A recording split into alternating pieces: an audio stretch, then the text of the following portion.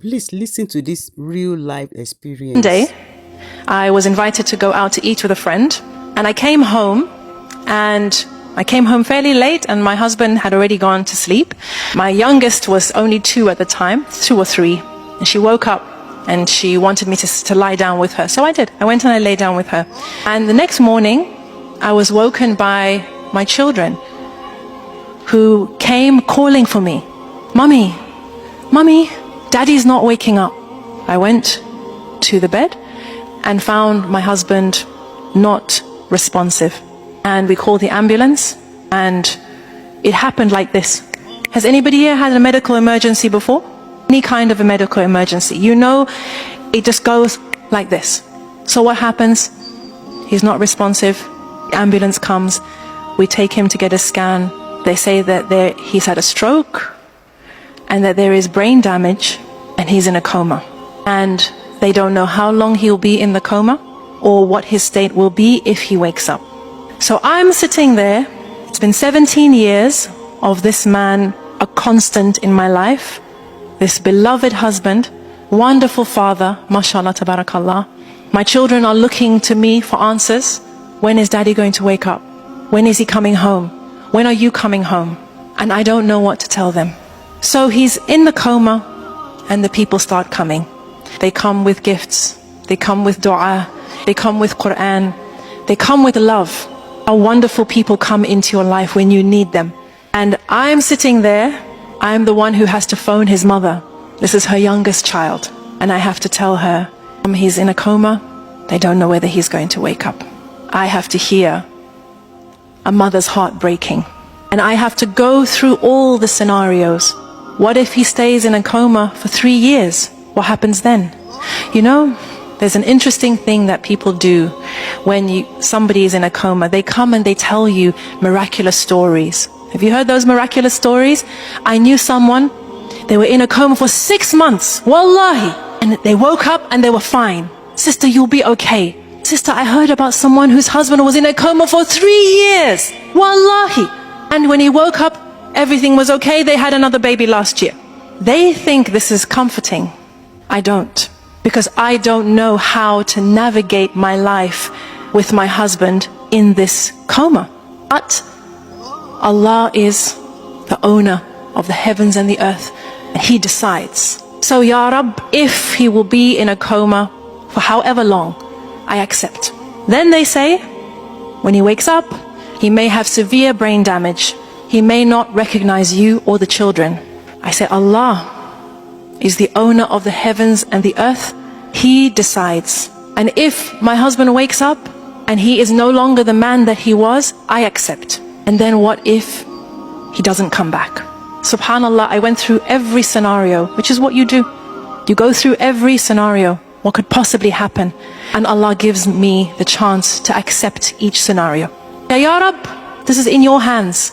Whatever you decide, I accept. So one day, a sister comes with a story for me. And this was a story that did give me comfort.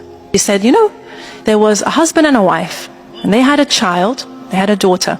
And this daughter, from when she was born, she was very ill. And the doctor said she wouldn't survive past 1 year, 2 years, 3 years, 4 years. But the daughter survived. Until one day she got too sick, and they took her into hospital, and the hospital staff said, you have to leave her here. So they come back the next day, and the doctors say, it's not looking good. She needs this, she needs that.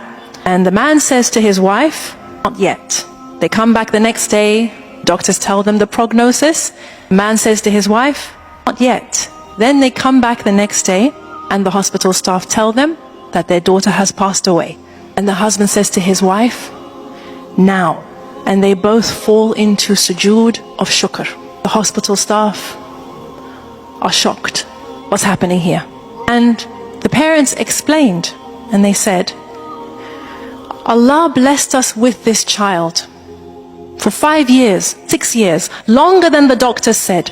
We were blessed to know her, to love her, to get the ajr of caring for her, of making sure she was comfortable. This is something to be grateful for.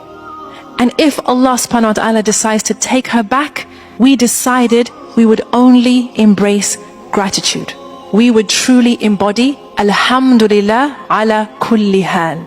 So, when after 2 weeks, I got the phone call and the doctor said that we tried to revive him, but your husband is no more. Your husband has returned to Allah. I said, Inna lillahi wa inna ilayhi raji'un. Thank you. I put down the phone and I went into sujood of shukr. Because of the 17 years, because of the 5 children, because of the love and the memories and the solace and the garment that I was blessed with for 17 years was on loan to me. On loan. Brothers and sisters, we as human beings are ungrateful. If you go to the bottom of almost all our issues, you'll find ingratitude, taking things for granted, thinking we deserve more. Why should I not have what so-and-so has, what I used to have, what I have always dreamt of having? We take for granted the people in our lives, and that includes our spouses. And to be honest, my hunch is that we take for granted our spouse more than everybody else. Who agrees with that? Who makes dua for their children all the time? But my point is this. Why do I tell this story? Because I want those of you who are married, those of you who inshallah will be married, I want you to wake up. I want you to wake up to the ni'mah that is right there beside you. The fact that another person has agreed to share their life with you, to build a life with you, to tolerate your nonsense, to make excuses for you, to love you in spite of your craziness, this is something to say alhamdulillah for.